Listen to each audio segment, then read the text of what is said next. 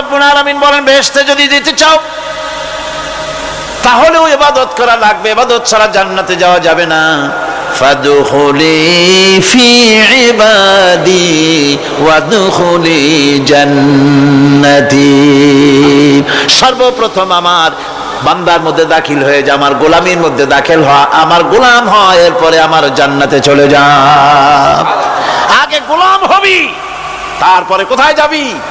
জান্নাতে যাবে। আগে গোলাম হ, আগে গোলামির খাতায় নাম লেখা, আগে সত্যিকারের আমার বান্দা হ, গোলাম, এরপরে জান্নাতে যাওয়া যাবে।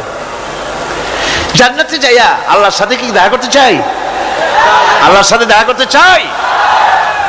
আল্লাহ রাব্বুল আলামিন বলেন فَمَنْ كَانَ يَرْجُو لِقَاءَ رَبِّهِ فَلْيَعْمَلْ عَمَلًا صَالِحًا وَلَا يُشْرِكْ بِعِبَادَةِ رَبِّهِ أَحَدًا।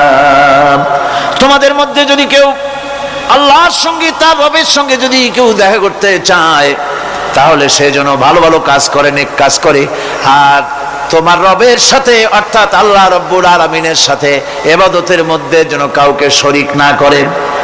শিরক যদি না করো, খাঁটি গোলাম, খাঁটি বান্দায় যদি পরিণত হতে পারো, কিয়ামতের দিন আল্লাহ রাব্বুল আলামিনের সঙ্গে দিদার নসিব হয়ে যাবে। এই গোলামি করব কতদিন? কতদিন গোলামি করব? এই প্রশ্নের জবাবে আল্লাহ রাব্বুল আলামিন কোরআনে কারীমের মধ্যে জবাব দিয়ে দিয়েছেন, ওয়া'বুদ রাব্বাকা হাত্তা ইয়াতিয়াকাল ইয়াকিন। মৃত্যু পর্যন্ত, যতক্ষণ না নাক দিয়ে শেষ প্রশ্বাসটি, নিঃশ্বাসটি বেরিয়ে যাচ্ছে, ততক্ষণ পর্যন্ত আনুগত্য, গোলামি সবটা হবে কার? জোরে চিল্লায় এখন কার? আমার বন্ধুগণ, আমি আমার ঈমান থেকে কথা বলি, আমি আমার ঈমান থেকে কথা বলি। কোরআন এবং হাদিস পড়ে যতটুকু আল্লাহ বোঝার তৌফিক দিয়েছেন সেই কথাগুলি পেশ করার জন্য চেষ্টা করি।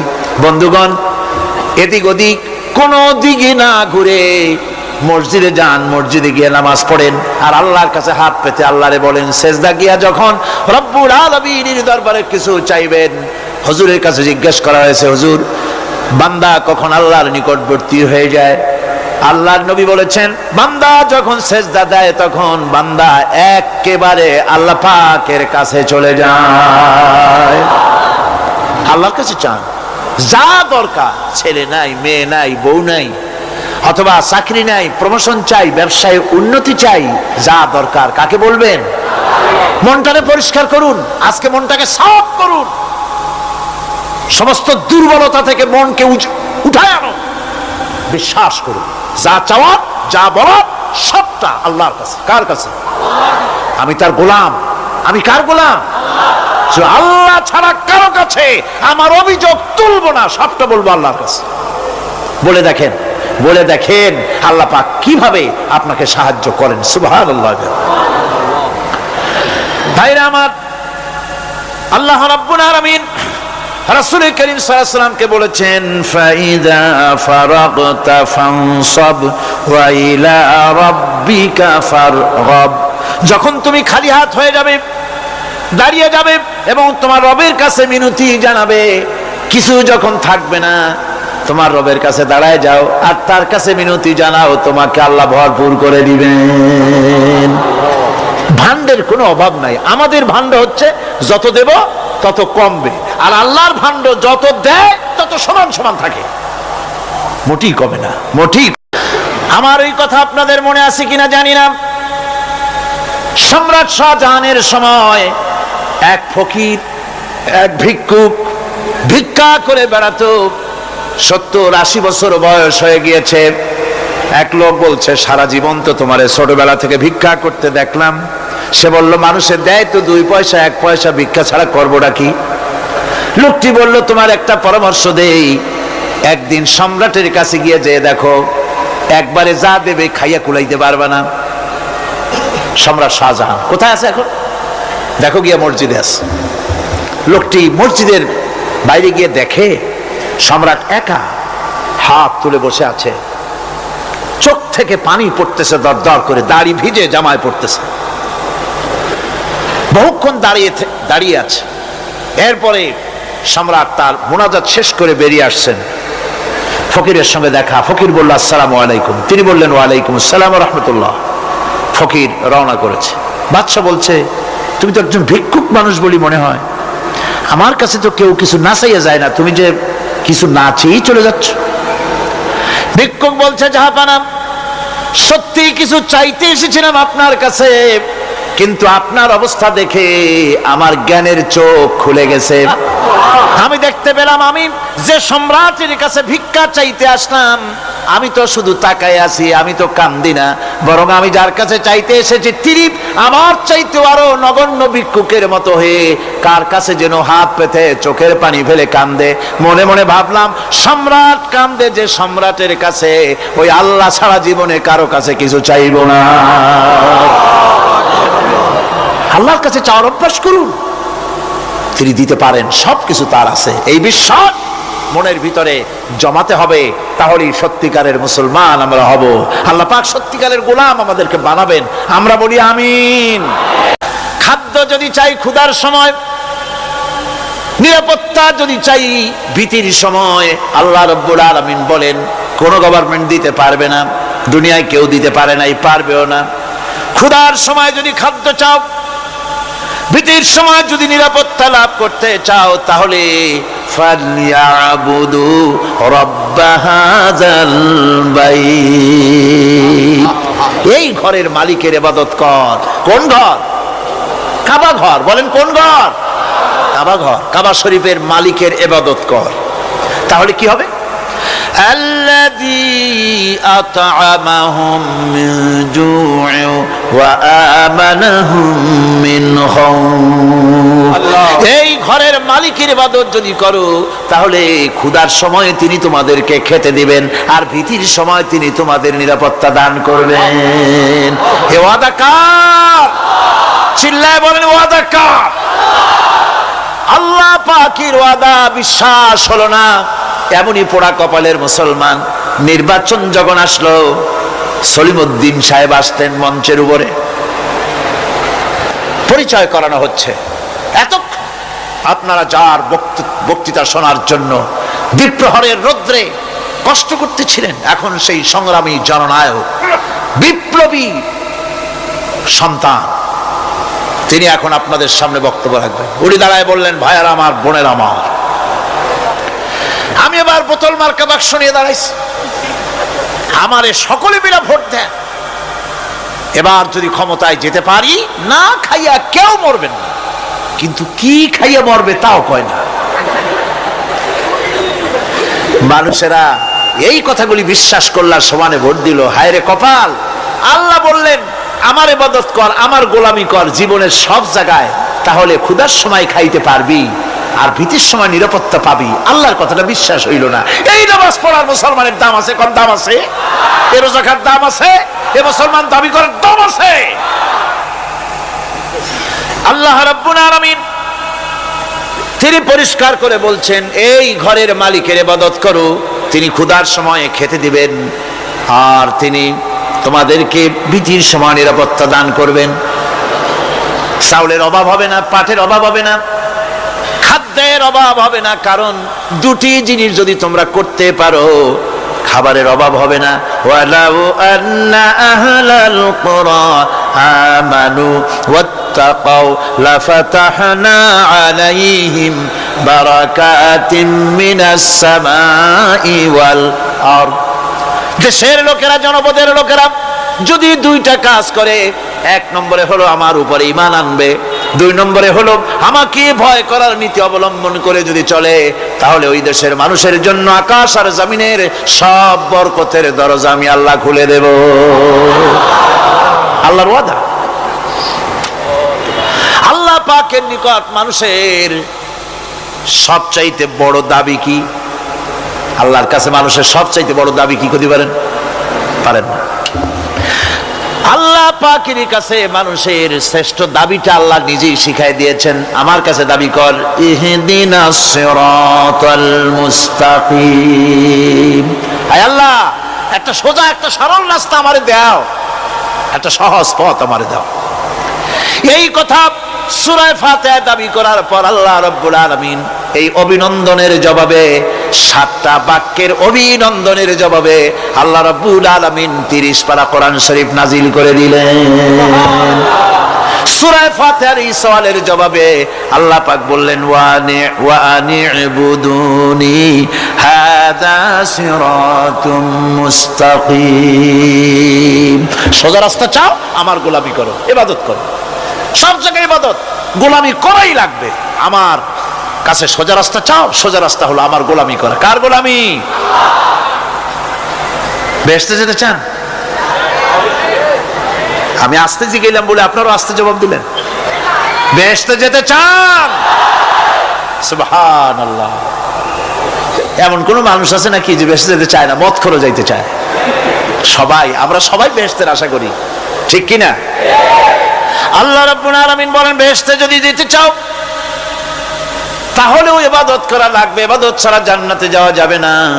ফাদখুলি ফি ইবাদি ওয়াদখুলি জান্নাতি। সর্বপ্রথম আমার বান্দার মধ্যে দাখিল হয়ে যা, আমার গোলামির মধ্যে দাখিল হওয়া, আমার গোলাম হয়, এরপরে আমার জান্নাতে চলে যা। এই সুসংবাদ তাদের জন্য যাদের জীবন নানা প্রকারের অপরাধে কলঙ্কিত করেছে যারা, এবং নিজেদেরকে সংশোধন করতে এখন ইচ্ছুক। জীবনে বহু গুনাহ করেছে, হারামি, বদমাশি, জিনা, ব্যভিচার করেছে, এখন জীবনকে সংশোধন করতে চায়। এদের জন্য আল্লাহ রাব্বুল আলামিন এই সাধারণ ক্ষমা ঘোষণা করেছেন, জেনারেল এমনেস্টি ঘোষণা করেছেন।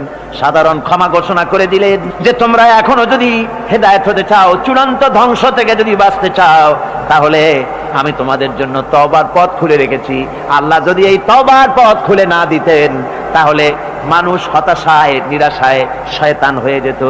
তার মানে আরো পাপ করত। যখন আর কোনো গুনাহ যখন মাফই হবে না, তখন আর কি করা যায়? আরো বেশি পাপের মধ্যে লিপ্ত হয়ে যায়। আমার ভাইরা, আল্লাহ রাব্বুল আলামিন মানুষের জন্য তওবা করার জন্য, গুনাহ মাফের জন্য দরজা খুলে রেখেছে। ইবনে জারীর তাবারীর একটি বর্ণনা এসেছে, হযরত আবু হুরায়রা রাদিয়াল্লাহু তাআলা আনহু তিনি বলছেন যে আমি ইশার নামাজ পড়ে মসজিদে নববী থেকে ইশার নামাজ পড়ে ঘরে আসতেছিলাম। ঘরে আসার সময় দেখি আমার দরজার কাছে একজন মহিলা দাঁড়ান। সে আমাকে সালাম বলল, আমি তাকে তার সালামের জবাব দিয়ে ঘরের মধ্যে প্রবেশ করলাম। কিছুক্ষণ পরে মহিলা দরজায় নক করলেন। আমি দরজা খুলে জিজ্ঞেস করলাম কি চাও? তিনি বললেন যে আমি শয়তানের ওয়াসওয়াসায় পড়ে জিনা করেছি, এবং এই জিনা করার পর আমি গর্ভবতী হয়েছি, এরপরে একটা সন্তান হয়েছে, আমি সেই সন্তানকেও মেরে ফেলে দিয়েছি। এখন আমার বাঁচার পথ, আমার এখন এই গুনাহ মাফ হওয়ার পথ। হযরত আবু হুরায়রা রাদিয়াল্লাহু তাআলা আনহু বলছেন যে অসম্ভব, তোমার এই গুনাহ মাফ হবে না। মহিলা তখন যাওয়ার সময় কাঁদতে কাঁদতে কপালে আঘাত করতে করতে যাচ্ছিল যে আরে শরীরের এই রূপ, এই যৌবন, এই সৌন্দর্য কি তৈরি হয়েছিল জাহান্নামের আগুনে জ্বলার জন্য?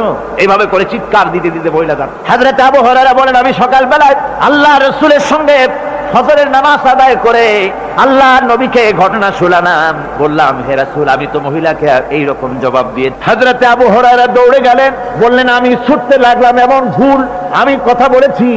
মহিলা তো হতাশ হয়ে গিয়েছে। তিনি খুঁজতে খুঁজতে মহিলাকে পেয়ে গেলেন, যে বললেন ও মহিলা, আল্লাহর হাবিব তোমার সম্পর্কে এই কথা বলেছেন, তুমি যদি তওবা করো আল্লাহ রাব্বুল আলামিন তোমাকে মাফ করে দিবেন, আর তোমার দোষ ত্রুটিগুলির বিনিময় আল্লাহ তোমাকে নেক দিয়ে বদলায় দিবেন, তোমাকে আল্লাহ মাফ করবেন। মহিলা শোনা মাত্র আল্লাহু আকবার বলে চিৎকার মেরে সিজদায় পড়ে গেলেন। তিনি প্রাণ ভরে কাঁদলেন আর বললেন আল্লাহ তোমার দরবারে শুকরিয়া আদায় করি যে আমার মতো গুনাহগারের জন্য তুমি যে তওবার দরজা খোলা রেখেছো। তিনি তার নিজের দাসীকে এবং তার বাচ্চাকে, কৃত দাসীকে আল্লাহ শকরার্থে মুক্ত করে দিলেন। আমার ভাইয়েরা, এভাবে করে যারা নাকি আল্লাহর দরবারে যারা এভাবে মাপ চায়, আল্লাহ পাক তাদেরকে মাফ করে দিবেন। তওবা করার জন্য রব্বুল আলামিন পথ খুলে রেখে দিয়েছেন। আবার অন্য হাদিসে এসেছে হযরতে রাসূল পাক সাল্লাল্লাহু আলাইহি ওয়াসাল্লামের কাছে এক বৃদ্ধ এসে বলেছিলেন, হে আল্লাহর নবী, আমি যত গুনাহ করেছি সমস্ত গুনাহ যদি দুনিয়ার মানুষেরকে ভাগ করে দেওয়া হয় তাহলে একযোগে সব মানুষকে তা ডুবাইয়া ছাড়বে, এত গুনাহ আমি করেছি। এমন কোন গুনাহ নাই যে আমি করি নাই। হে আল্লাহ রাসূল, আমার এই গুনাহ মাফ হবে নাকি? আল্লাহর নবী বলেন, তুমি কি মুসলমান হয়েছো?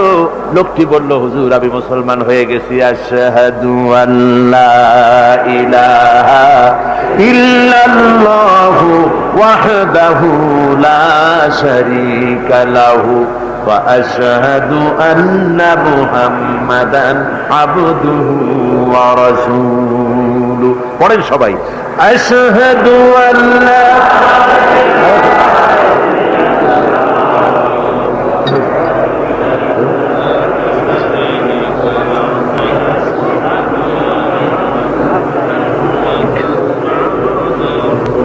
ওই লোকটি যখন কলেমা পড়লেন, বললেন আমি মুসলমান হয়েছি, আল্লাহ নবী বলেন শোনো আল্লাহর বান্দা, তুমি যখন কলেমা পড়েছো তোমার পেছনের তামাম জিন্দেগির সমস্ত গুনাহ খাতা আল্লাহ রাব্বুল আলামিন মাফ করে দিয়েছেন। শুধু মাফ করেন নাই, আরো কি করেছেন?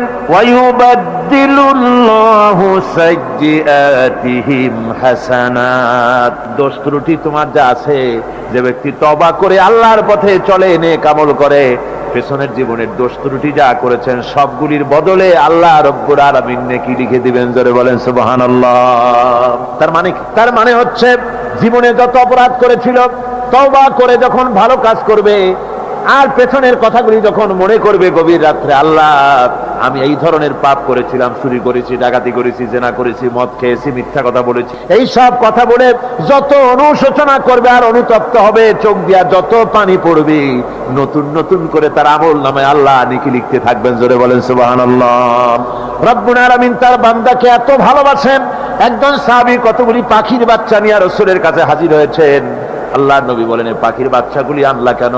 সাহাবী বলেন হুজুর এই পাখির বাসাটা ভেঙে গিয়েছিল, বাচ্চাগুলি যখন ধরলাম ওর মা আমার মাথার উপরে ঠোকরাতে লাগলো, সে নিজের জীবনের মায়াকে উপেক্ষা করে বাচ্চাগুলিকে হেফাজত করার জন্য আমার উপরে ঝাঁপিয়ে পড়লো। আমি নিয়ে এসেছি এখানে, এই দেখুন ঘরের মধ্যে ঢুকেছে, এখানে ওই পাখিটা এসেছে। আমি রাসূলকে দেখাতে এলাম প্রাণী জগতে মায়ের সন্তানের প্রতি কত মায়া, সেটা দেখাতে এলাম। আল্লাহর নবী বলেন ও সাহাবী, প্রাণী জগতে সন্তানের প্রতি মায়ের কতটুকু মহব্বত তুমি তাই আমাকে দেখাতে এসেছো।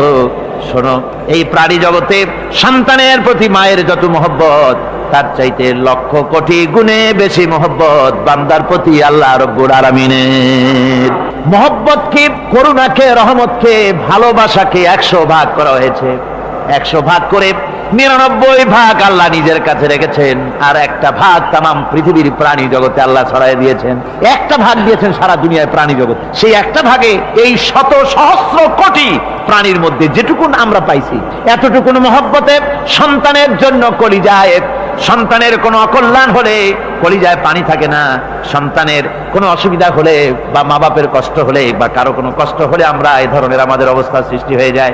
এক ভাগ তামাম পৃথিবীর সমস্ত প্রাণী জগতে ছড়ায় দেওয়ার পর আমাদের অবস্থা যদি এই হয়, তাহলে 99 ভাগ রহমত যার কাছে, বান্দার প্রতি তার মহব্বত কতখানি। আমার বন্ধুগণ, রাসূল পাক সাল্লাল্লাহু আলাইহি ওয়াসাল্লাম বলেছেন ও সাহাবীরা, একজন লোক উটের পৃষ্ঠে যাচ্ছিল কোথাও, উটের পৃষ্ঠে তার খাবার আছে, পানিও আছে, যেতে যেতে মরুদ্যানের মধ্যে সে বিশ্রাম করলো। ঘুমের থেকে জেগে দেখে উট নাই, খাবার নাই, পানিও নাই, বড় লোকটা কেমন পেরেশান হয়। সাহাবীরা বলেন হুজুর উট হচ্ছে মরুভূমির জাহাজ, উট হারায় গেছে, টাকা পয়সা যা ছিল, খাদ্য খাবার ছিল, সব চলে গেছে, এর থেকে পেরেশানি তো আর কিছুই হয় না। হুজুর বলেন লোকটা খানিকক্ষণ চিন্তা ভাবনা করতে করতে কিছুক্ষণ পর দেখলো উট ফিরে এসেছে, সমস্ত টাকা তার ওই খাদ্য আর পানিও নিয়ে হাজির হয়ে গেছে। বলো কেমন খুশি হয়? হুজুর, হযরত সাহাবীরা বলেন হুজুর এর থেকে খুশি আর কি হতে পারে, লোকটার দিল তো ভরে যাবে। আল্লাহর নবী বলেন ওগো সাহাবীরা, কোন বান্দা যদি আল্লাহর থেকে নাফরমান হয়ে যায়, নামাজ ছেড়ে দেয়, জিনা ব্যভিচার বদমাশি নাফরমানিতে যদি যখন লিপ্ত হয়ে যায়, উঠারা ব্যক্তি উট পাওয়ার জন্য যেমন পেরেশানি বোধ করে, আল্লাহ রাব্বুল আলামিন তার ওই নাফরমান বান্দার জন্য, আল্লাহ রাব্বুল আলামিন ফিরে আসার জন্য আল্লাহ রাব্বুল আলামিন চান।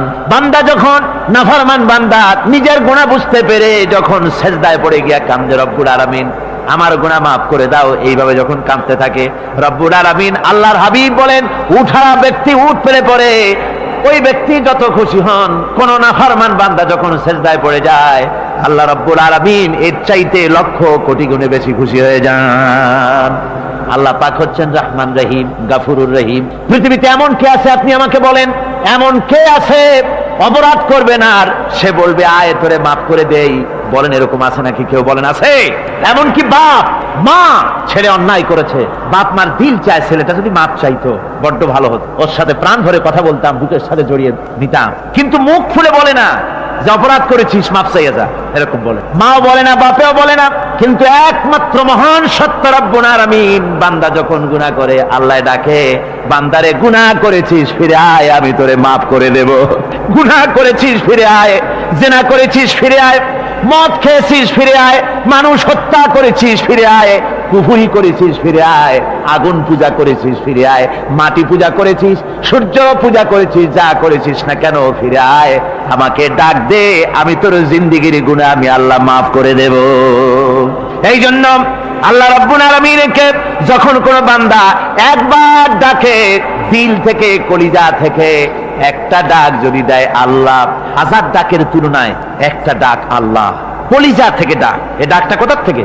কলিজা থেকে। দিল से जो बात निकलती है असर रखती है पर नहीं मगर ताकते परवास रखती है। অন্তর থেকে যে কথা বেরোয় তা প্রভাব বিস্তার করে। কলিজা থেকে যদি কেউ ডাক দেয় আল্লাহ, কলিজার একটা ডাক আলাদা না? বলেন আলাদা কিনা? কলিজা থেকে ডাক, বলেন না সবাই আল্লাহ।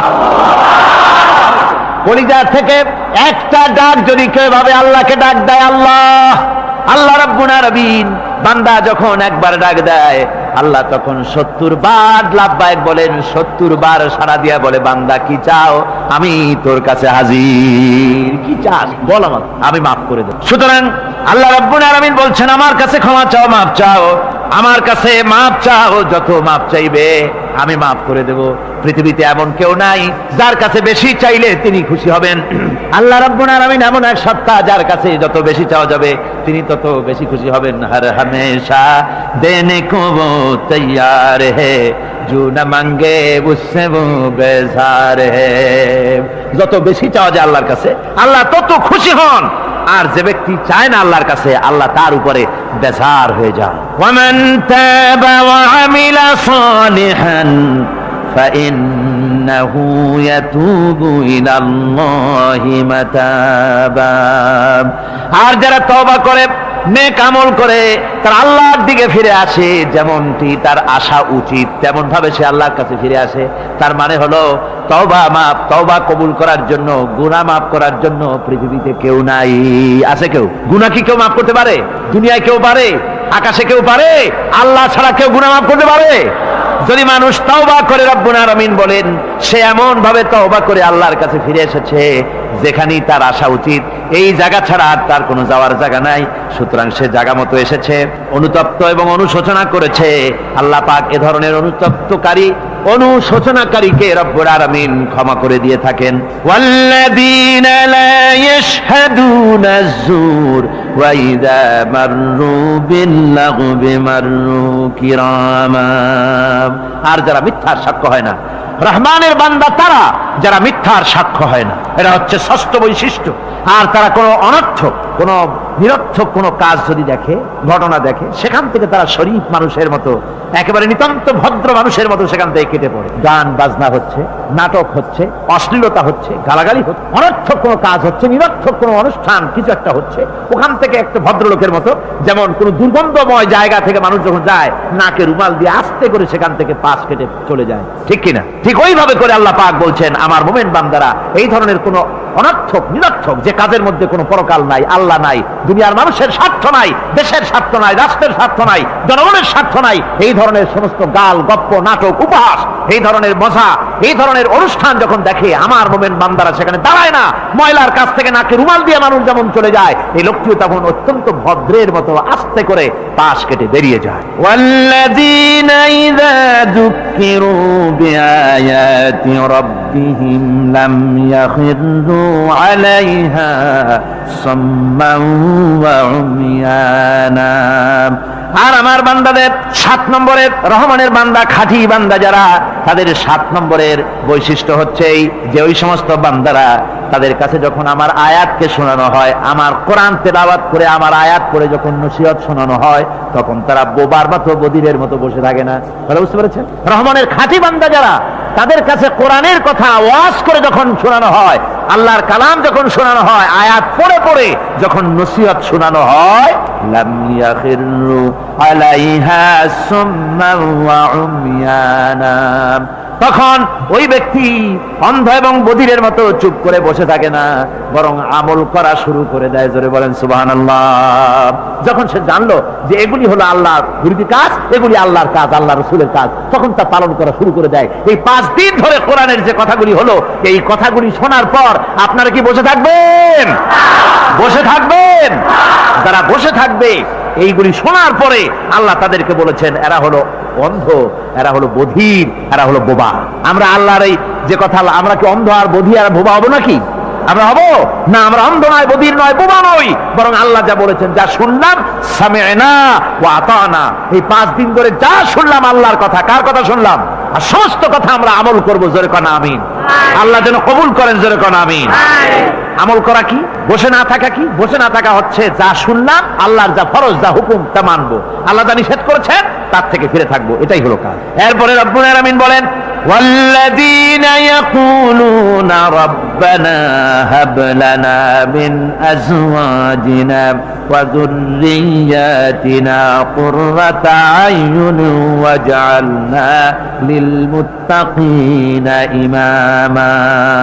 রহমানের বান্দা 8ম নম্বর এবং শেষ নাম্বার হচ্ছে এটা বৈশিষ্ট্য এই যে তারা রহমানের যারা খাঁটি বান্দা, আল্লাহর যারা খাঁটি বান্দা, তারা রব্বুল আলামিনের কাছে মুনাজাত করে, আমার রব, আয় আমার আল্লাহ, হাবলানা মিন আজওয়াজিনা ওয়া যুররিয়াতিনা, আমাদের এবং আমাদের স্ত্রীদের আর আমাদের সন্তানদেরকে তুমি দয়া করে আমাদের চক্ষুর শীতলতা বানায় দাও। জোরে বলেন আমিন। ওয়াজআলনা লিল মুত্তাকিনা ইমামা, আর আমার এই সন্তানদেরকে তুমি মুত্তাকিদের ইমাম বানায় দাও। শুধু মুত্তাকি বানায় না, মুত্তাকিদের নেতা বানায় দাও। জোরে কোন সুবহানাল্লাহ। এই সূরাটা এইটা তখনকার কথা যখন এই মুমিনদের মক্কি সূরা, তো এটা যখন মক্কা শরীফে দেখা গেল যে মুসলমানেরা, যিনি ইসলাম কবুল করেছেন তার বাপ কাফের, যিনি ইসলাম কবুল করেছেন কারো বাপ কাফের, কারো মা কাফের, কারো সন্তান কাফের, কারো মেয়ে কাফের, কারো জামাই কাফের, সব প্রিয়জনেরা কুফরি হালতে আছে। আর এগুলি দেখে তাদের চক্ষুর মধ্যে কাটা বিঁধতেছিল, চক্ষু জর্জরিত হয়ে যাচ্ছিল। নিজের সন্তানের চেহারা যত ভালো হোক, সন্তান যতই শিক্ষা দীক্ষা থেকে যতই উন্নত আর ভালো হোক না কেন, সে যদি জাহান্নামের দিকে অগ্রসর হতে থাকে, কোন নেককার ইমানদার পিতার মনে তার সান্ত্বনার কারণ হতে পারে না। সে তখন আল্লাহর দরবারে, আল্লাহ পাক বলেন ওই মুমিন বান্দারা আমার কাছে দোয়া করে যে রব্বুল আলামিন আমার সন্তানদেরকে, আমার স্ত্রীদেরকে আমার চক্ষের শীতলতা বানাও, তাদের আমল আখলা কেমন বানাও যাতে আমাদের চক্ষু ঠান্ডা হয়ে যায়। জোরে বলেন আমিন। জোরে বলেন আমিন। সন্তানদের জন্য আল্লাহর কাছে দোয়া করতে হবে। আপনারা দেখেন, চোখের সামনে দেখতে পাচ্ছেন সন্তান সিনেমায় যাচ্ছে, সন্তান নামাজ পড়ে না, সন্তান রোজা রাখে না, সন্তান মানুষের তৈরি করা মতাদর্শের পেছনে স্লোগান দিচ্ছে, দৌড়াচ্ছে, আর আপনি পিতা হয়ে তাকে ঠেকাচ্ছেন না।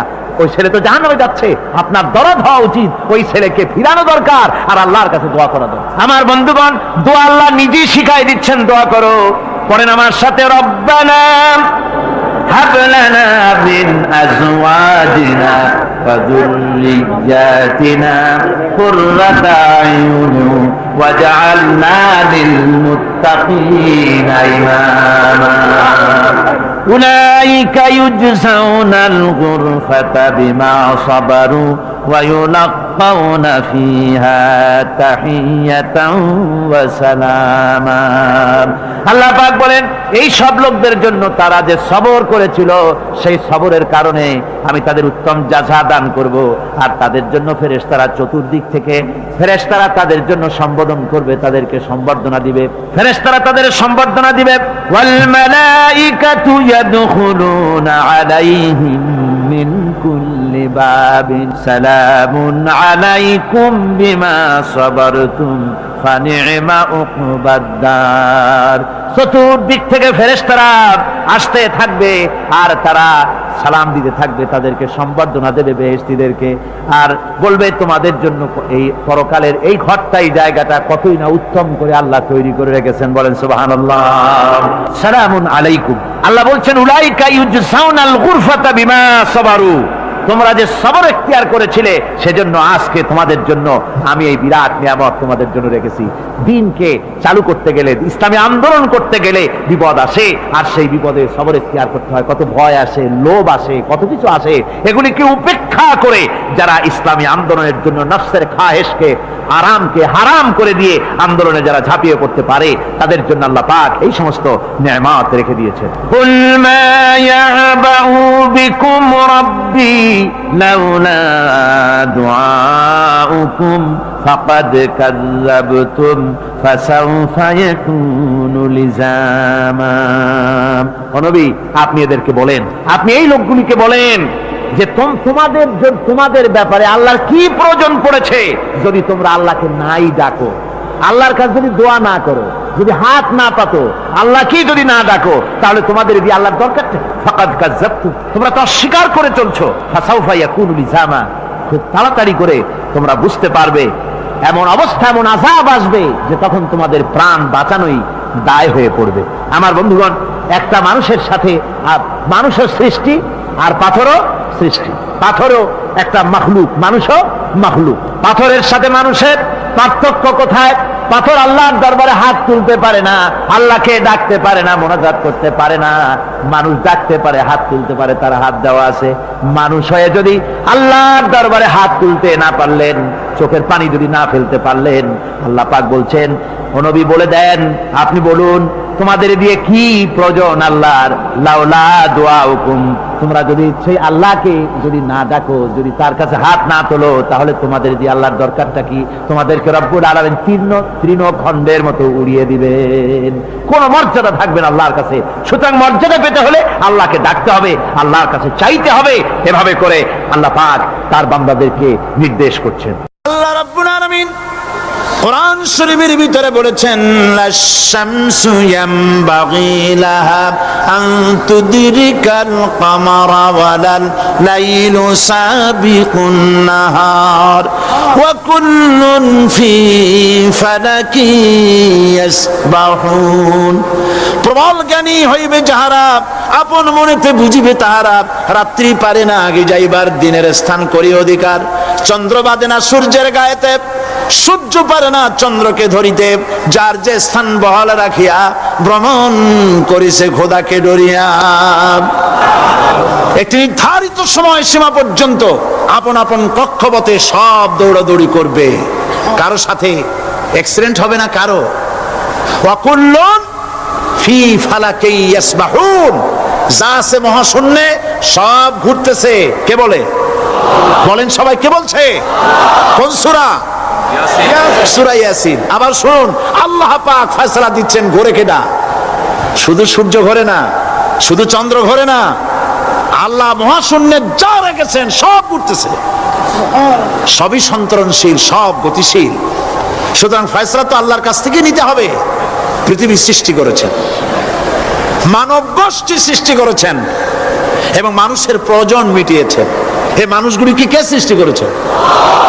মানুষ সৃষ্টির ব্যাপারেও দার্শনিকরা মানুষদেরকে বিভ্রান্ত করে।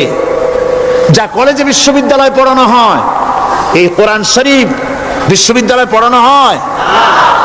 হ্যাঁ হয়। কয়েকটা আয়াত, কয়েকটা সূরা পরীক্ষায় পাশ করার জন্য একটু একটু অপশনাল রেখে দেওয়া হয়েছে। বর্তমান যে শিক্ষা কমিশন, শামসুল হক শিক্ষা কমিশন রিপোর্ট মন্ত্রী পরিষদে অনুমোদন করেছে বর্তমান সরকার। এই শিক্ষানীতিতে বলা হয়েছে ক্লাস 1 থেকে নিয়ে ক্লাস 5 পর্যন্ত ধর্মীয় শিক্ষা দিতে দেওয়া হবে না। তাহলে ক্লাস 5 পর্যন্ত যদি ধর্মীয় শিক্ষা না থাকে, তাহলে ক্লাস 6-7-এ ওঠার পর আলিফ জাওরা বাজাবর বা আনাকুম জানাকুম ছেলেরা পড়বে? মেয়েরা পড়বে? আসল উদ্দেশ্য হলো ইসলাম থেকে জাতিকে দূরে সরাবার জন্য ষড়যন্ত্র। এই সরকারের প্রণীত শিক্ষানীতি আমরা মানি না। আপনারা মানেন? যেই মাদ্রাসা মানুষের চরিত্র সৃষ্টি করে, বর্তমান সরকার সেই মাদ্রাসাগুলি একটা একটা করে ধ্বংস করার পরিকল্পনা গ্রহণ করেছে। সুতরাং আসল শিক্ষা হলো কোরআনের কাছে। আসল শিক্ষা কোথায়? কোরআনের কাছে। কোরআন যদি শিখানো হতো, কোরআন যদি শিখানো হতো কলেজে বিশ্ববিদ্যালয়, তাহলে গতকাল চট্টগ্রাম বিশ্ববিদ্যালয় থেকে যেসব ছেলেরা বিশ্ববিদ্যালয় কর্তৃপক্ষ কর্তৃক বরাদ্দকৃত, হাইজ্যাক করা নয়, বরাদ্দকৃত 4খানা বাস দিয়ে কোরআন শুনতে আসতে চেয়েছিল, বর্তমান সরকারের তথাকথিত সোনার ছেলেরা আসতে দিল না। কোরআন যদি তারা পড়তো, তাহলে কোরআন শরীফ শুনতে তারাও আসতো। কপাল পোড়া। জোরে বলেন কি? আরো জোরে বলেন কি? কপাল পোড়া। সব ভালো লাগে, কোরআন ভালো লাগে না। এদেরকে শিখানো হয়েছে, আরে তোমরা তো মানুষ না। বলে আমরা কি? তো তোমাদের ডারউইন বাবাজি বলে নাই, শোনো নাই? কি পড়ো টড়ো তোমরা, বুদ্ধি শুদ্ধি রাখো না। ডারউইন বলেছে, থিওরি অফ ইভলিউশনের মধ্যে বলেছেন মানুষ মানুষ না। বলে কি? মানুষ হলো বান্দর। কপাল পোড়া। কি কপালে লেখা থাকে? কাজে কামে প্রকাশ হয়ে যায়। ডারউইন বলল মানুষ মানুষ না। আলফ্রেড বললেন মানুষ হলো মানুষ, মানুষই ঠিক, তবে মানুষ হলো সেক্স সর্বস্ব জীব। সেক্স সমস্যার সমাধান করলে মানুষের সব সমস্যার সমাধান হয়ে যাবে। কার্ল মার্কস বললেন মানুষ হলো পেট সর্বস্ব জীব, পেট সমস্যার সমাধান করে দিলে সব সমস্যা শেষ। আর ডারউইন বললেন মানুষ মানুষই না, মানুষ কি? বলে বান্দর। ওরাং ওটাং শিম্পাজি আর ব্যাং থেকে মানুষের উৎপত্তি হয়েছে। আমি যখন জীবনের প্রথম শিম্পাজি দেখলাম, ওরাং ওটাং দেখলাম, তখন আমি মনে করেছি যে ডারউইন খামোখা ভুল করে নাই। এইটা দেখেই ও মনে করেছে যে এই হচ্ছে আমার মাতামহের গোষ্ঠী, এই হলো পিতামহের গোষ্ঠী। আপনারা একটু মাথা কাটায় চিন্তা করেন, মানুষ যদি বান্দর থেকে হবে, আজও বানর ফরেস্ট এরিয়া আছে কিনা বাংলাদেশে? চিল্লায় বলেন আছে কিনা? তো মানুষ যদি বান্দর থেকেই হবে, আপনারা কি কোনোদিন দেখেছেন যে একটা বান্দরের কোমর পর্যন্ত মানুষের মতো হয়ে সারছে? আর কিছুদিন গেলেই পুরো মানুষ হয়ে যাবে। গলা পর্যন্ত মানুষের মতো হয়ে গেছে, আর কদিন গেলেই মানুষ হয়ে যাবে। দেখছেন কখনো? আচ্ছা আপনারা বলেন, পাবদা মাছ আপনারা চট্টগ্রামে কি বলেন? পাবদাই বলেন। পাবদা মাছ দেখতে কি মাছের মতো লাগে? বোয়াল মাছের মতো। কোন পাগলে কি বলছে কথা যে বোয়ালের পূর্বপুরুষ পাবদা? পাবদাগুলি পুটি টুটি খাইয়া খাইয়া আস্তে আস্তে বোয়াল হয়ে গেছে, এ কথা কেউ বলে? আচ্ছা শোলের যে ছোট সাইজ, শোল মাছ, গজাল মাছ, এর যে ছোট্ট সাইজ ভর্তা করে খায়, শুটকি বানায় খায়, ওগুলোর কি বলে? টাকি মাছ। এই টাকি মাছ দেখতে শোল মাছের মতো। কেউ পাগলকে আজ পর্যন্ত বলেছে যে শোল মাছের পূর্বপুরুষ টাকি, টাকিগুলা সার মার খাইয়া আস্তে আস্তে শৌলে পরিণত হয়ে গেছে? কেউ বলেছে কখনো? ডারউইন কয় বোতল খাইয়া যে এই মতবাদ লিখছে আল্লাহই ভালো জানে। যে বান্দরের থেকে মানুষ আবিষ্কার হয়েছে, নাউজুবিল্লাহ। এগুলি পড়ানো হয় কলেজে বিশ্ববিদ্যালয়, তাই আমাদের সোনার ছেলেরা বান্দরামি করে। ওদের যদি পড়ানো হইতো তোমরা বান্দরের গোষ্ঠী নও, তোমরা মানুষ, মর্যাদা কার বেশি, বান্দরের না মানুষের? এ পৃথিবীর প্রথম মানুষকে আদম আলাইহিস সালাম। আদম হইছেন কি দিয়ে? মাটি দিয়ে। আল্লাহ রাব্বুল আলামিন যিনি মানুষ সৃষ্টি করেছেন, তিনি কোরআন শরীফের ভিতরে বলে দিয়েছেন, আমি প্রথমেই বলেছি, আপনারা লক্ষ্য করুন, এই কোরআন তাবিজের কিতাব নয়, এই কোরআন তদবিরের কিতাব নয়, ঝাড়ফুঁকের কিতাব নয়। কোরআন হলো পৃথিবীর মানুষের জন্য কোড অফ লাইফ, পূর্ণাঙ্গ জীবন বিধান। সবকিছু আল্লাহ পাক কোরআনের ভিতরে বলে দিয়েছেন, কোন জিনিস বাদ দেন নাই। আপনি আমি কেমনে সৃষ্টি হয়েছি আল্লাহ পাক কোরআনের ভিতরে বলেছেন, ইন্না খালাকনাকুম মিন তুরাবিন সুম্মা মিন নুতফাতিন সুম্মা মিন আলাকাতিন সুম্মা মিন মুদগা। নিষ্প্রাণ মাটি দিয়ে তোমাকে উৎপন্ন করা হয়েছে, নিষ্প্রাণ মাটি উপাদান দিয়ে তোমাকে তৈরি করা হলো। মায়ের পেটের ভিতরে এক ফোঁটা নাপাক পানি জমাট রক্তে পরিণত হয়ে গেল। জমাট রক্ত আস্তে করে গোস্ত পিণ্ড হলো। গোস্ত পিণ্ডকে সুন্দর করে সাজায়া, হাড্ডি গুড্ডি বানায়া, স্ট্রাকচার তৈরি করে তার উপরে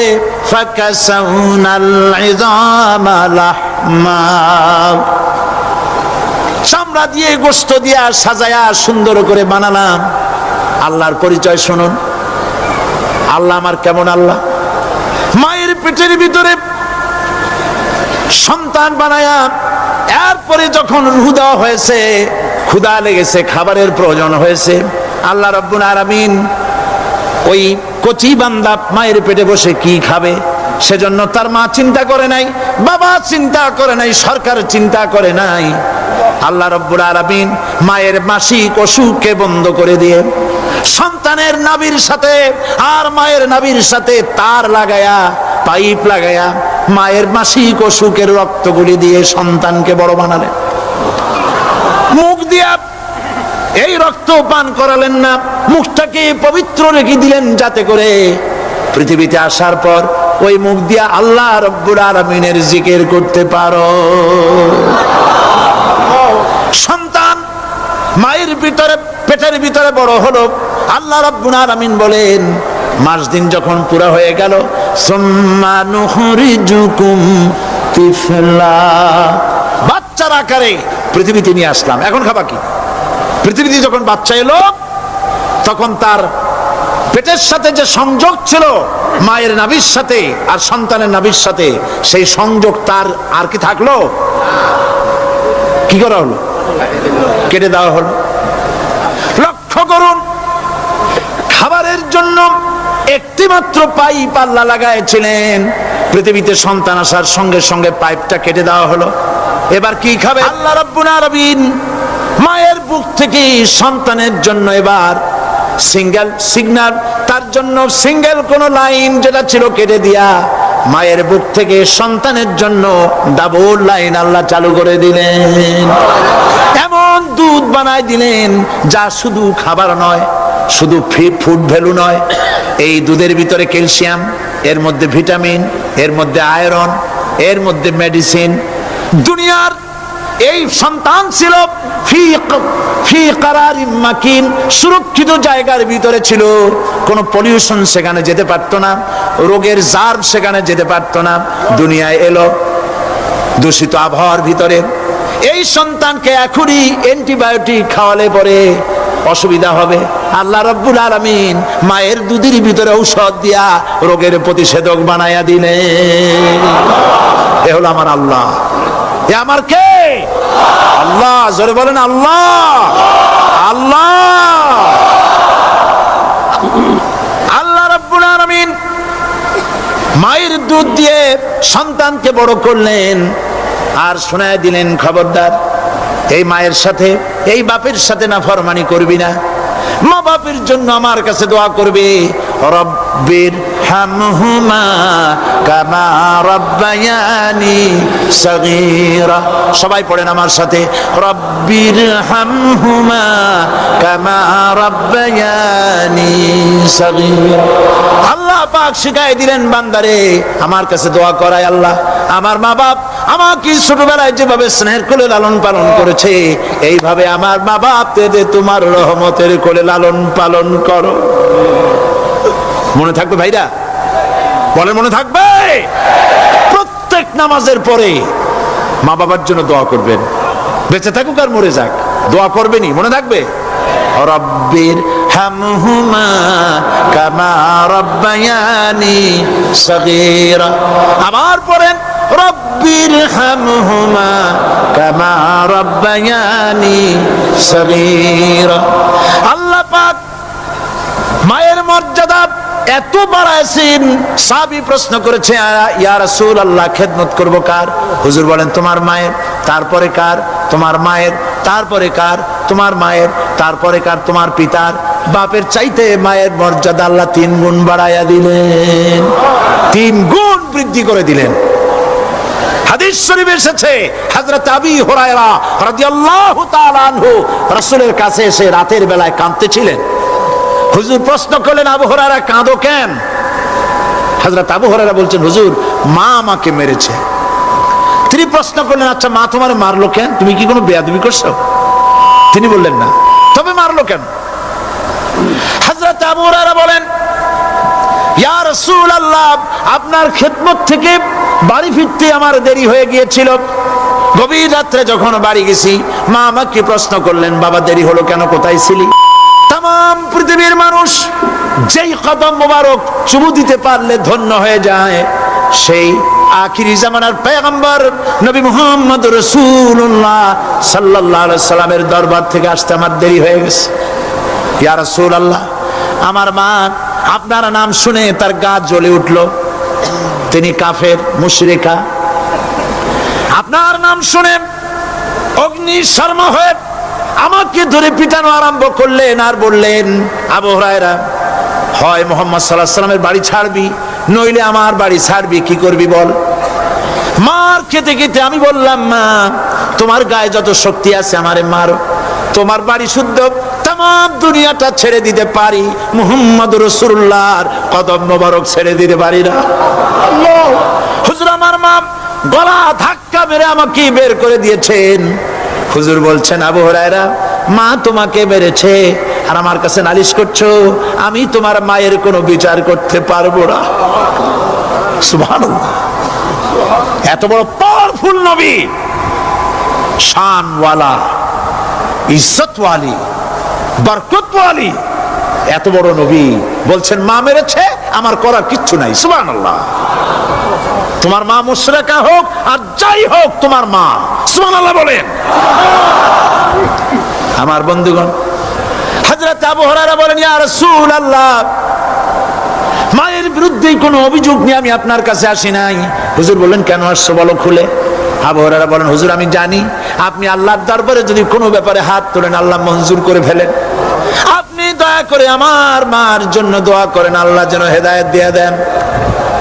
আমার নবীজি দুখানে হাত উত্তোলন করলেন, বললেন, আল্লাহুম্মা ইহদি উম্মা আবি হুরায়রা, আয় আল্লাহ আমি দোয়া করতেছি আবু হুরায়রার মাকে হেদায়েত নসিব করো। হুজুর হাত তুলে মোনাজাত করছেন, আবু হুরায়রা দৌড় দিলেন বাড়ির দিকে। কয়েকজন সাহাবী হযরত আবু হুরায়রার জামা টেনে ধরেছে, এই ভদ্রলোক দৌড়ায় কেন? এত শান্ত মানুষ, কখনো গরম হয়ে কারোর সঙ্গে কথা বলে না। এই মানুষটা দৌড়ায় কেন? কোনো বিপদ হইল নাকি? জামা টেনে ধরে বলে, আবু হুরায়রা দৌড়াও কেন? হযরত আবু হুরায়রা বলেন, জামাত ছেড়ে দাও, কোনো বিপদ আমার হয় নাই, আমি দৌড়াইয়া বাড়ি যাই দেখতে চাই। আমি দৌড়াইয়া আগে বাড়ি যেতে পারলাম না, আমার নবীর দোয়া আগে আমার বাড়ি চলে গেছে, আমি এটা দেখতে চাই। হযরত আবু হুরায়রা দৌড়াতে দৌড়াতে বাড়ি চলে গেছেন। দরজায় নক করলেন, ভেতর থেকে আওয়াজ এলো, কে? তিনি বললেন, আমি আবু হুরায়রা, মা দরজা খুলে দাও, আমি তোমার সন্তান। মা বললেন, বাবা অপেক্ষা করো, দরজা খুলতেছে। হযরত আবু হুরায়রা বলেন, মায়ের গলার আওয়াজের ভেতরে কুফরি কর্কশতা পেলাম না, মায়ের গলার আওয়াজের ভেতরে তাওহীদের নরমিয়াত পেলাম। আমার কাছে মনে হলো আমি আবু হুরায়রা বাড়ি আসার আগে নবীজির দোয়া আল্লাহর আরশে পৌঁছে গেছে। আবু হুরায়রা বলছেন, মা আমার কিছুক্ষণ পরে ঘরের থেকে বেরিয়ে এসেছেন, আমি দেখলাম মায়ের শরীর ভিজা, মাথার চুল দিয়া পানি টপকাচ্ছে। মা আমার বললেন, বাবারে তোমাকে মারার পর আমি নিদারুণ অনুশোচনায় পড়েছিলাম, মনে মনে ভাবলাম, আহারে আমার সন্তানরা আমি কেন মারলাম? সে তো কোনো খারাপ কাজ করে নাই, কোনো খারাপ জায়গায় যায় নাই। এত ভালো মানুষ, যার সম্পর্কে লোকেরা খামোখাই মিথ্যা কথা বলে, এই ভালো মানুষটার কাছে গেছে, সেজন্য আমি মারলাম কেন? বাবা গো, আমি আমার ভুল বুঝতে পেরেছি, জীবনের ভুলও ধরা পড়েছে, আমাকে জলদি করে নিয়ে চলো বিশ্ব নবীর দরবারে। হযরত আবু হুরায়রার মা রাসূলুল্লাহর খেদমতে এসে ঘোষণা করলেন, আশহাদু আল্লা ইলাহা ইল্লাল্লাহু ওয়াহদাহু লা শারীকা লাহু ওয়া আশহাদু আন্না মুহাম্মাদান আবদুহু ওয়া রাসূলুহু। আমার ভাইয়েরা, আল্লাহ রাব্বুল আলামিন মানুষ সৃষ্টি করে পৃথিবীতে পাঠায় দিলেন, খাবারের ইন্তজাম করলেন, এগুলি সব আল্লাহর পরিচয়। আল্লাহরে চেনার জন্য বড় বড় কিতাব ঘাটা লাগে না, কিসমতে যদি থাকে দুই একটা দৃষ্টান্ত যথেষ্ট হয়ে যায়। সুবহানাল্লাহ, সুবহানাল্লাহ, দুই একটা দৃষ্টান্ত যথেষ্ট। আল্লাহ পাক সমস্ত সৃষ্টি জগৎকে তৈরি করলেন, সৃষ্টি করলেন, আর তাদের খাদ্যের ব্যবস্থা করলেন। কে করেছেন খাদ্যের ব্যবস্থা? খাদ্য দেন আল্লাহ। কিন্তু অহংকারী যারা, তারা বলে দেশের বাম্পার ফলনের জন্য সমস্ত কৃতিত্ব সরকারের। বলেন আস্তাগফিরুল্লাহ, বলেন নাউজুবিল্লাহ। এদের একজন বলছিল 3 বছর কিছু দিবার পারুম না। লোকেরা কয় আমরা না খাইয়া থাকুম, আল্লাহ কয় আমিও দেহুম। কদ্দুর পারো না খাইয়া থাকতে। ফসল কে দেন? জোরে বলেন কে দেন? বাম্পার ফসলের ফলনের দাবি সরকার করতে পারে না, এটা কুফরি, এটা শিরক।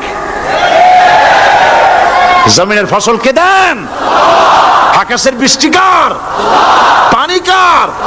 সার কার? সব আল্লাহ পাক। আল্লাহ পাক কোরআন শরীফে বলেছেন, লাইন শাকারতুম লাযীদান্নাকুম ওয়া লাইন কাফারতুম ইন্না আযাবী লাশাদীদ। আমার নিয়ামতের শুকর যদি আদায় করো বাড়ায় দেব, আর যদি কৃতজ্ঞ হও শুকরিয়া আদায় না করো মস্ত বড় শাস্তি দেব। ফসল দেই আমি, আর শুকরিয়া আদায় করো তোমার বাজানে। ঠিক কিনা? শুকরিয়া আদায় করে কার? বাজানে। একটা লোকের, একটি মানুষের যেই প্রশংসা এই সরকার করলো, বিগত 4.5 বছর ধরে একটা মানুষের যত জিকির করলো, প্রশংসা করলো, ছবি টানাইলো, যদি এতটা জিকির এতটা স্মরণ আল্লাহ রাব্বুল আলামিনের করত, ওদের জন্য আল্লাহর জান্নাতের দরজা খোলা হয়ে যেত। প্রশংসা করবে কার? চিল্লায় বলুন, আল্লাহ পাকের প্রশংসা করো। খেতে দেওয়ার মালিক তিনি। আল্লাহ পাক বলছেন আল্লাহকে, তার পরিচয় আল্লাহ তুলে ধরেছেন, ওয়ামা মিন দাব্বাতিন ফিল আরদি ইল্লা আলাল্লাহি রিজকুহা।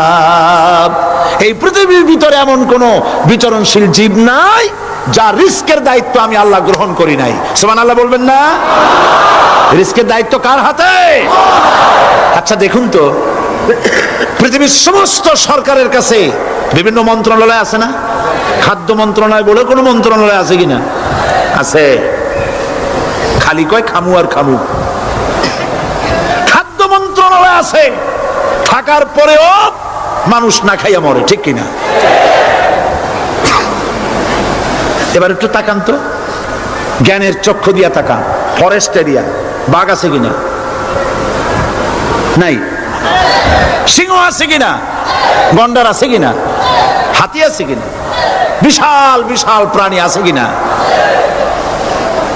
জঙ্গলে ছোট্ট প্রাণী থেকে, পোকা থেকে শুরু করে গন্ডার পর্যন্ত, টুনটুনি পাখি দিয়ে শুরু করে ঈগল পাখি পর্যন্ত, নদীর ভিতরে ছোট্ট চুনু পুঁটি থেকে শুরু করে তিমি মাছ পর্যন্ত। প্রাণী তত্ত্ববিদরা বলেছেন সমুদ্রের ভিতরে এমন এমন বড় বড় তিমি আছে যে একটা তিমির ওজন 5000 টন পর্যন্ত হয়ে যায়। 5000 টন তিমিটার ওজন। এ যখন বাচ্চা হয় তখন বাচ্চার দৈনিক দুধ লাগে 50 থেকে 60 মণ পর্যন্ত। কে ব্যবস্থা করে? রুহান মান ফেরেশতা। তো ওর মা যেমন, বাচ্চাও তো সেরকম হবে। ঠিক কিনা? কে দেয় খাবার? এবার দেখেন তো, আপনার দেশের এই জঙ্গলে কত হাতি আছে। হাতিরা মিছিল করে আসছে যে আল্লাহ আমাদের এখন আর খাইতে টাইতে দিতে পারে না, বাংলাদেশের গভর্নমেন্ট কিছু দাও। আসছে না খাইয়া ক্ষুধার জ্বালায় হাতি মরেছে, বাঘ মরেছে, সিংহ মরেছে। এর কোনো দৃষ্টান্ত আছে? ক্ষুধার জ্বালায় আকাশের উড়ন্ত পাখিরা ছটফট করে মারা গেছে, দৃষ্টান্ত আছে? নদীর মাছেরা ক্ষুধার জ্বালায় ভেসে উঠেছে, না খাইয়া মরে গেছে, দৃষ্টান্ত আছে? মহান আল্লাহ রাব্বুল আলামিন কোরআন শরীফের ভিতরে বলেছেন, অনেক প্রাণী এমন আছে যারা তাদের খাদ্যকে সঞ্চয় করে না, খাদ্যকে জমা করে না, আহরণ করে না। সকালবেলায় একটা খাবার খেলো, দুপুরে কি খাবে তার জানা নাই। শকুন পৃথিবীর মাটি থেকে 3 মাইল উপরে ওড়ে, তার চোখকে আল্লাহ পাক এত তীক্ষ্ণ বানিয়ে দিয়েছেন। এই চট্টগ্রামের কোথায় মরা গরু আছে 3 মাইল উপর দিয়ে দেখতে পায়? সুবহানাল্লাহ করতে ইচ্ছা করে না। এই প্রাণীগুলি খাবারগুলি কোনো গভর্নমেন্ট জোগাড় করে রাখে নাই। আল্লাহ পাক বলেন সবার খাবার আমি দেই। সকালবেলায় সমস্ত প্রাণীগুলি, মহাশূন্যে পাখি, পানির ভিতরে মৎস্যরাজি, জঙ্গলের ভিতরে হিংস্র প্রাণী, পোকামাকড় থেকে শুরু করে সবগুলো খালি পেটে সব বেরিয়ে যায়, কারো কোনো খাবারের মজুদ নাই। সন্ধ্যা হতে না হতে সমস্ত প্রাণীগুলির পেট ভরাইয়া আমি আবার যার যার ঘরে বেরায় দেই। ওয়ামা মিন দাব্বাতিন ফিল আরদি ইল্লা আলাল্লাহি রিজকুহা।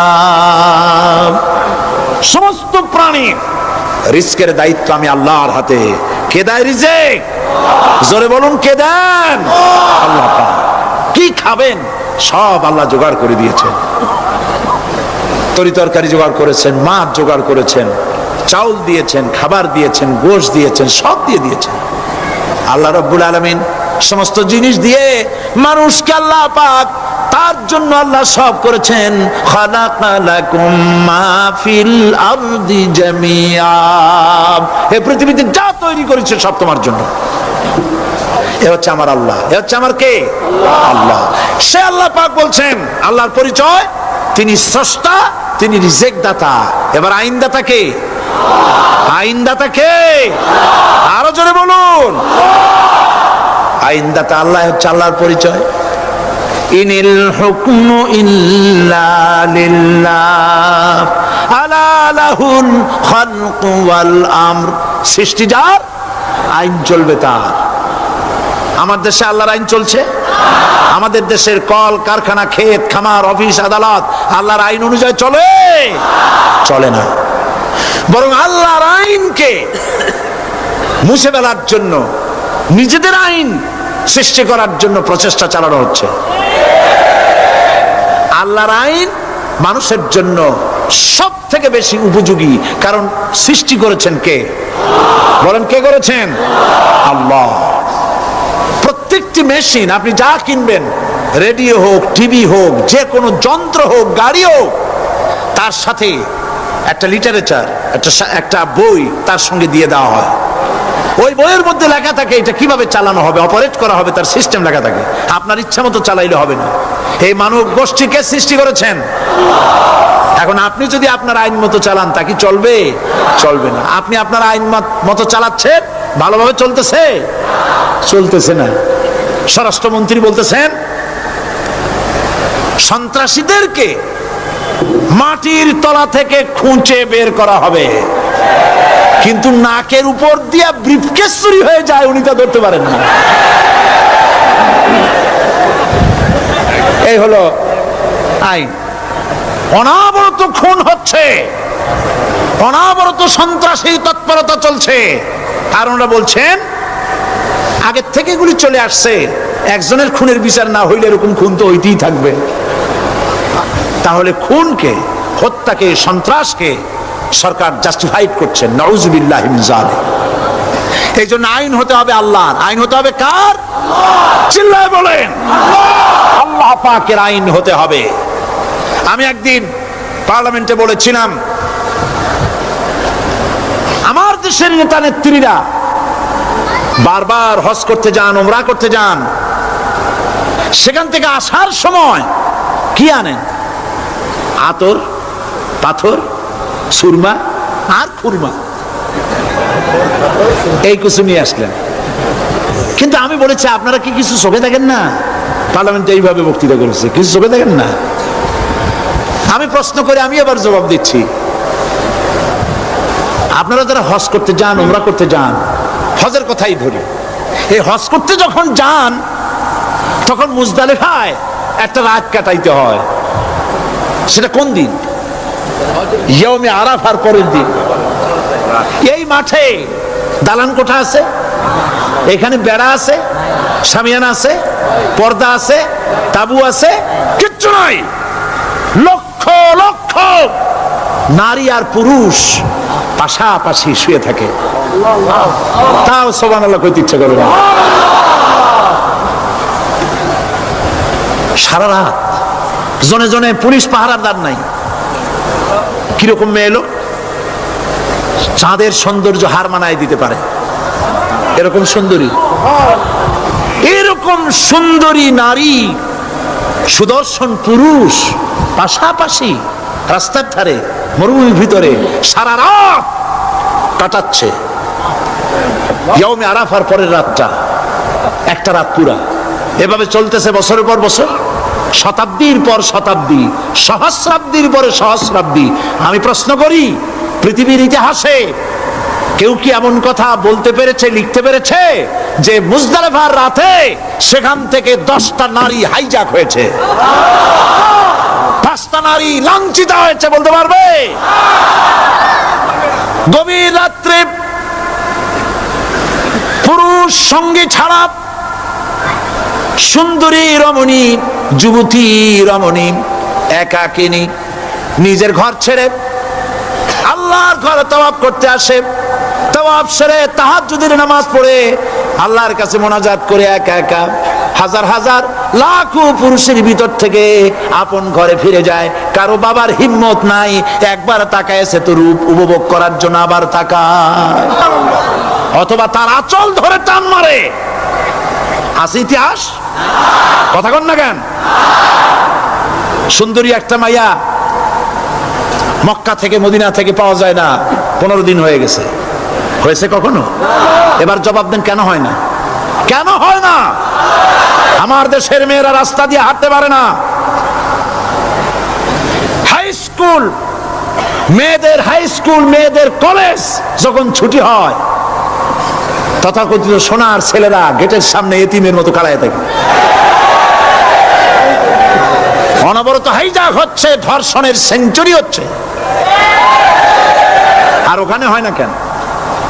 ওখানে হয় না এই কারণে, এই কোরআনের আইন আল্লাহ রাব্বুল আলামিন যে আইন দিয়েছেন ওখানে আইন বলবৎ আছে, আছে নাকি?